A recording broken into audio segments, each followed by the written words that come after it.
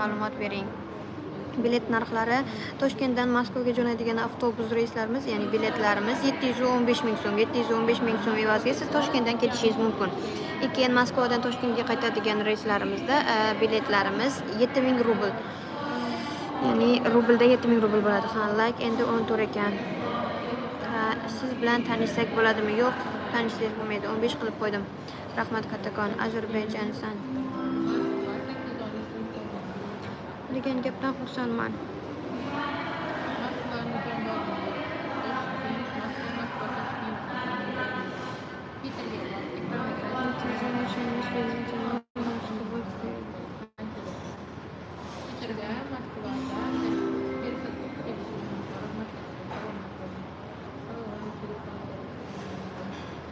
Har kun reys bormi?